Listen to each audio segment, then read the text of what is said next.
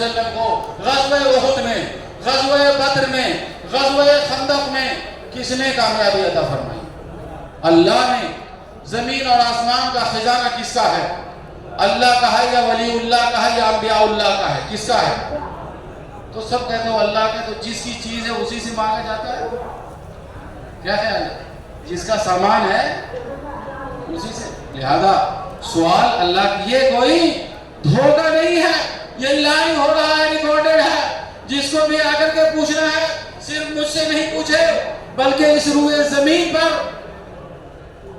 زمین پر بسنے والے علماء کرام، ترکی علماء کرام، جرمنی کے علماء کرام، فرانس کے علماء کرام، امریکہ کے علماء کرام، کمبوڈیا کے، تھائی لینڈ کے علماء سے پوچھو، یہ ساری باتیں بیان کریں گا۔ لیکن شیطان نے ہمیں گمراہ کیا ہے، اسی لیے ہمیں شرک کو توحید کے غلاف میں پیش کرتا ہے۔ شرک کو توحید، یہ اللہ کے ساتھ خلاف ورزی ہے۔ اللہ پاک کیا فرماتے ہیں جیسے قدس میں کہ اے آدم کے بیٹو، اگر تم سارے انسان اور سارے جنات ایک میدان میں کھڑے ہو جاؤ اور سب لوگ مل کر کے اپنی اپنی دعائیں مانگو اور میں تم سب کی دعاؤں کو پورا کر دوں، تو ہمارے خزانے میں کچھ بھی کمی نہ ہوگی مگر اتنا جتنا کہ ایک سوئی کو سمندر میں ڈبو دو، جب سوئی نکالیں گے تو کتنا پانی آئے گا اس میں۔ اللہ کے خزانے میں کمی ہے بھائی؟ یہ صحیح حدیث ہے، یہ صحیح حدیث ہے، حدیث قدسی ہے۔ تو دوستو اور بزرگوں اور دینی بھائیوں، اگر اللہ کی خصوصیت پر سورہ فاتحہ سے لے کے سورہ ناس تک یہی تو باتیں لکھی گئی ہیں کہ اللہ کے علاوہ کوئی مالک نہیں، مالک ایک ہے، خالق ایک ہے، رازق ایک ہے، تو مال اللہ پاک کا اور مانگتے ہو اولیاء اللہ سے۔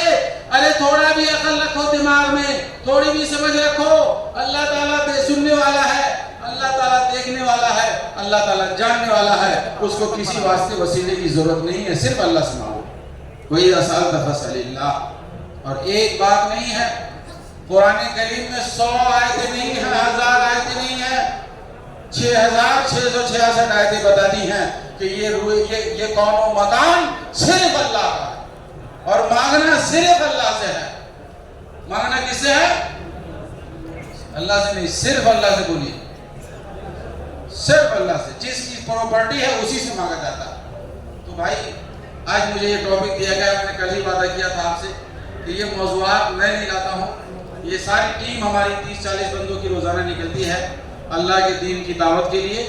ہمیں یہ ٹاپک ہمارے ادارے کی طرف سے دی جاتی ہے، ہمارے مجلس شورا کی طرف سے دی جاتی ہے، اور میں کوشش کرتا ہوں کہ میں آپ تک اپنی بات پہنچا سکوں اور آپ کو اور خود کو اللہ کا بندہ اور پیارا بنا سکوں اور شرک سے اور بدعتوں سے دور کر سکوں آپ کو، تاکہ روز محشر میں جب آئیں تو اللہ پاک کا دیدار اللہ پاک نصیب فرما دے اور نبی اکرم صلی اللہ علیہ وسلم کی سفارش نصیب فرمائے اور نبی حبیب صلی اللہ علیہ وسلم کے ساتھ اللہ تعالیٰ جنت الفردوس الاعلیٰ میں ہمیں، ہمارے ماں باپ کو، ہمارے بیوی بچوں کو، ہمارے بھائیوں کو، ہمارے قوم و وطن کے لوگوں کو، ساری دنیا کے مسلمان کو اللہ تعالیٰ ہمیں جنت الاعلیٰ میں مقام عطا فرمائے۔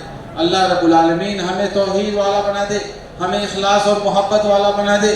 اللہ تعالیٰ ہمارے دلوں میں حق کو حق کر کے دکھا، اللہ تعالیٰ ہمارے دلوں میں باطل کو باطل کر کے دکھا۔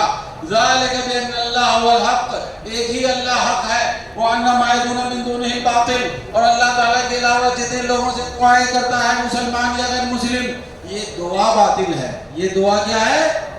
باطل ہے۔ عیسیٰ علیہ السلام سے مانگنے کا عمل باطل ہے۔ عیسیٰ علیہ السلام باطل نہیں ہے، عیسیٰ علیہ السلام باطل نہیں ہے۔ یہودی موسیٰ علیہ السلام سے مانگتے ہیں، موسیٰ علیہ السلام باطل نہیں ہے، موسیٰ علیہ السلام سے مانگنا باطل ہے۔ موسیٰ علیہ السلام سے تو کوئی یہ نہ کہے کہ اولیاء اللہ کی توہین کر دی مولانا صاحب نے، بزرگوں کی توہین کر دی، انبیاء کی توہین کر دی۔ نہ، ہم نے کسی کی توہین نہیں کی، ہم نے اولیاء کی تعظیم کی، یہ دین انہی کے ذریعہ آیا۔ ہم نے انبیاء کی تعظیم کی، اس لیے کہ دین انہی کے ذریعہ آیا۔ جبریل ہمارے اوپر نہیں آئے، بلکہ جبریل امین نبی اکرم صلی اللہ علیہ وسلم پر آئے۔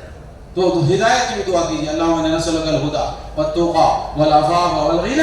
ہدایت کی دعا کرنے سے ہدایت ملتی ہے کہ نہیں؟ کوشش کرنے سے ہدایت ملتی ہے، ڈیوٹی کرنے سے سیلری ملتی ہے، جو ڈیوٹی نہیں کرتا اسے سیلری